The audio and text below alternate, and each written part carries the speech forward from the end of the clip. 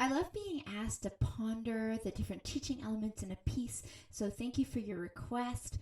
And this is Rohan's Return. It's an E minor piano solo, and at first introduction, what I really loved about this piece is it has different lengths of phrases, which I thought is a really storytelling quality for this piece, and the title lends itself. So Rohan must be a character, and the return. So I love thinking of the title and thinking how we can incorporate that into our playing.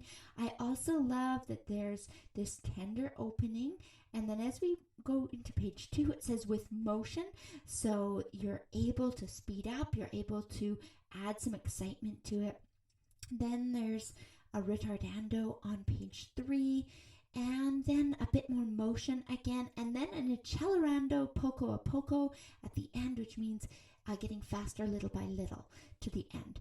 And also notable is that at the end, as your accelerando is getting faster little by little, you're also supposed to get quieter. And it's actually quite difficult to get faster and quieter. So I love that this piece by Andrea Dow highlights some different technical things that will be great for you working on this alongside students, or if you're working on it yourself.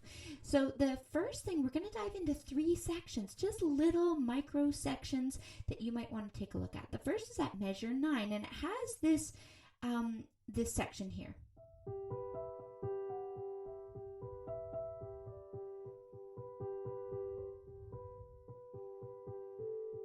And I wanted to go over how we might work on student groups. I'll pop up measures 9 and 10 on the screen as well, so you can see it if you're just following along and curious. So the first thing I might do is we have this figure that has E, and then it goes into a grouping of notes that we might recognize as an E minor triad. So the first 1, 2, 3, 4, 5, 6 notes actually belong to the E minor triad in its first inversion. So that sometimes changes our way of thinking of it when we think about it as a triad. Then we're going to be climbing up to the F sharp, and that's a really important point. It's the end of the phrase, so we have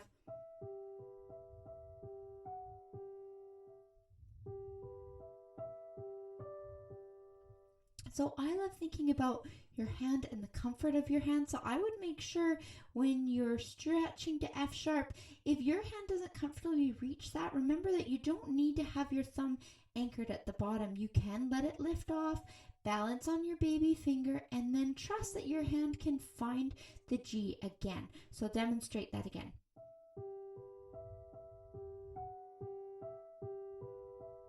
Now I realize my hand can reach the G fairly comfortably, but if again your hand is smaller, it's really good to just feel your balance point over your finger. And again, you can't see my whole body, but you'd want to make sure your hands are comfortable at the keys, that your wrists aren't hanging low below the keys or too high. If anything, I get more concerned if a student is too low below the keys with their elbow dragging them down, because that tends to cause more tension. So then the next thing I would look at with this part is measures 11 and 12 have this lovely relaxing. So after you do this beautiful part,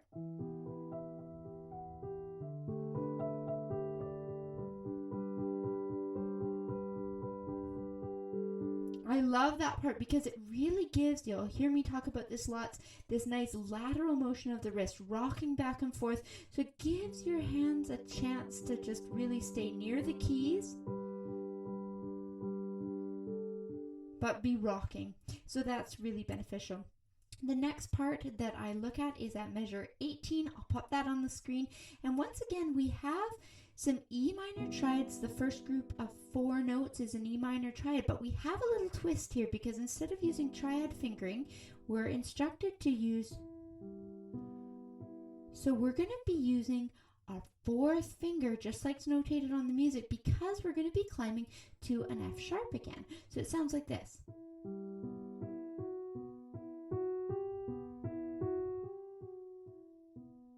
So that's the first phrase at measures 18 and 19. So something I might do that's a little bit different is I might take a peek at what note patterns I have that stay where my fingers feel like they can stay in place.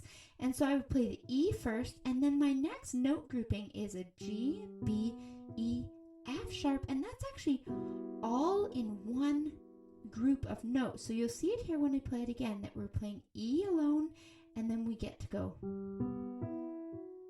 So again, you're following your balance to each finger. It doesn't have to lift up like this. You want to be efficient with your movements, but you also don't want to keep your hand in a claw position, clinging to the notes desperately. You want to have the ability to move and balance across the keys.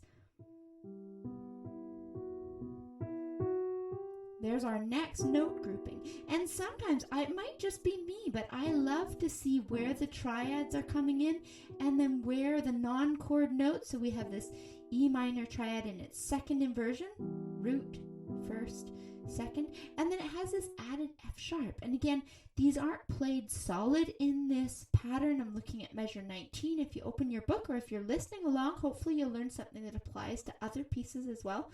So I love that even if we're not playing them solid, we can kind of take a look at the patterns in a solid form to give ourselves a little head start on learning it. So